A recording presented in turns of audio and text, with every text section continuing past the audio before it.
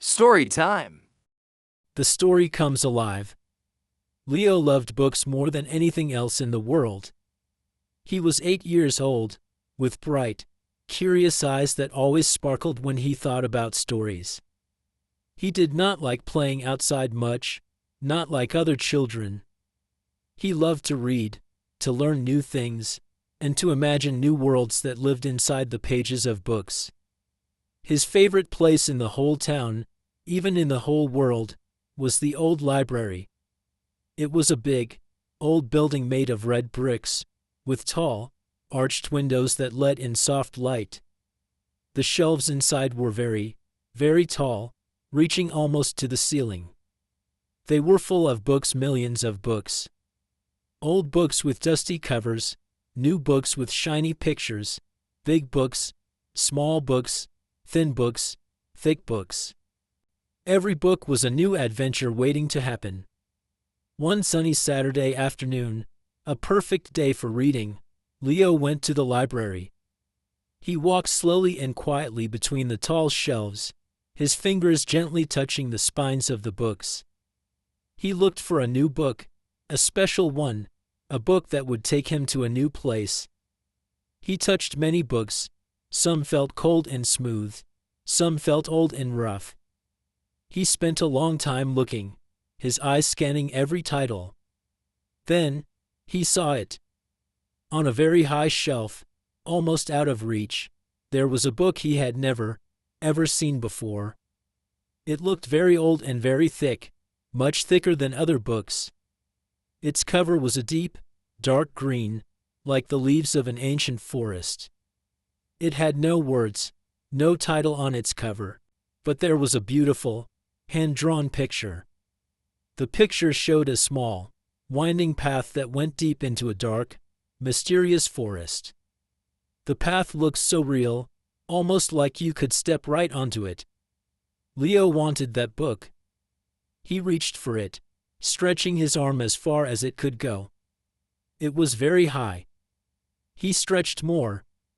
He jumped a little, trying to touch it. He tried again, reaching higher. Finally, his fingers touched the edge of the book, and he pulled it down gently. The book was heavy, surprisingly heavy, and it felt strangely warm in his hands, like it had been sitting in the sun.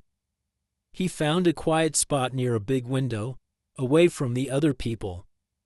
He opened the book carefully. The pages were old and yellow, soft to the touch. There were no words inside, only beautiful, hand-drawn pictures. The first picture showed the exact same small, winding path from the cover. The path looked even more real now, inviting him in. Leo looked at the picture closely, tracing the path with his finger. He felt a little sleepy, a gentle pull on his eyes. He sat down on the floor, leaning against a tall bookshelf, and closed his eyes for just a moment.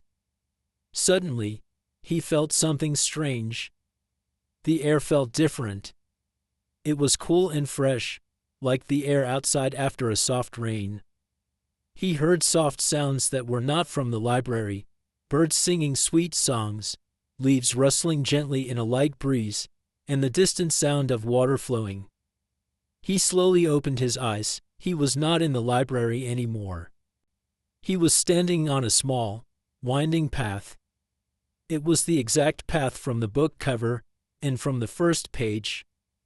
Around him, there were tall, green trees, their leaves a deep, vibrant color.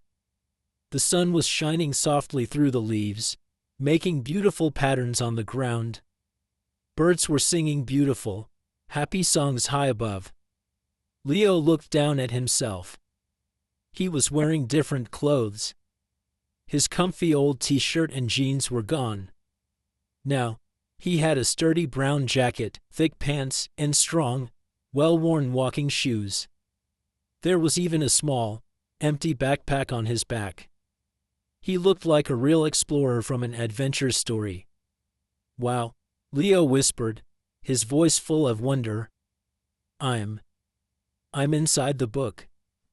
This is impossible." He felt a little scared. his heart doing a quick dance, but mostly, he felt incredibly excited. This was real magic. This was the best adventure ever, much better than anything he had read about. He took the green book out of his new backpack. It was still there, open to the first page. The path in the picture looked exactly like the path he was standing on. He felt like he was living the story. He started to walk on the path. It was soft under his feet, like old earth. The path led him deeper into the forest, where the trees grew even taller and closer together. He looked at the trees. Some had thick, rough bark, others had smooth, silvery bark. He saw colorful flowers he had never seen before, blooming in shades of blue, purple, and orange. He heard insects buzzing and felt the fresh air on his face. After some time, maybe an hour or so, the path came to a small, clear river. The water was sparkling and cool, flowing over smooth, round stones. On the other side of the river, he saw an old, small wooden bridge. It looked a little wobbly but strong enough to cross. Leo looked at the page in the book. He took the book out of his bag again. Yes. The next picture showed the river and the exact wooden bridge he was looking at. The adventure continued. He walked across the bridge carefully.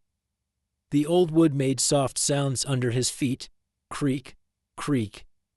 On the other side, the path continued, winding its way further into the magical forest. Then, he heard a sound, meow, meow, purr. He looked down at his feet. A small, elegant white cat was sitting directly on the path, looking up at him with bright, intelligent blue eyes. Its fur was perfectly clean and white, like fresh snow. "Hello," Leo said gently, kneeling down. He loved animals. The cat made another meow, and then a happy purr.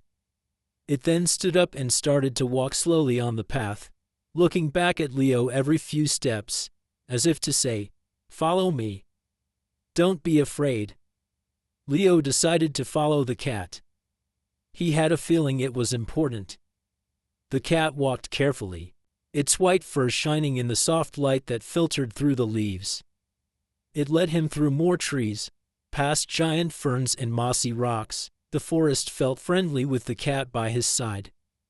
Soon, they came to a small clearing in the forest. The sun shone brightly here, making a warm circle of light. In the middle of the clearing, there was a tiny, old cottage. It was made of gray stone, with a thatched roof, and a thin line of smoke came gently from its small chimney. It looked like a picture from a fairy tale. The white cat walked right up to the cottage door and sat down, waiting patiently, looking up at Leo with its bright blue eyes. Leo looked at the green book again. He turned the page. Yes. The next picture showed the exact cottage and the white cat sitting by the door.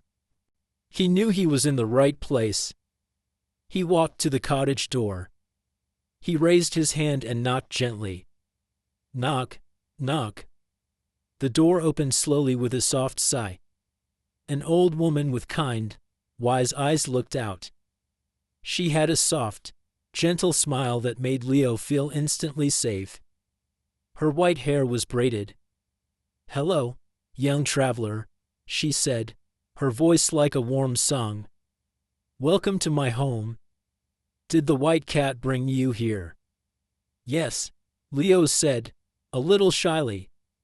"I'm Leo. And I think I'm inside this book." He showed her the old green book in his hands. The old woman looked at the book, her smile growing even wider. "Ah, the traveler's book," she said softly. "Yes, it brings special people here. It only opens for those who are ready for a journey. Come in, dear, come in from the forest." Leo stepped inside. The cottage was warm and cozy.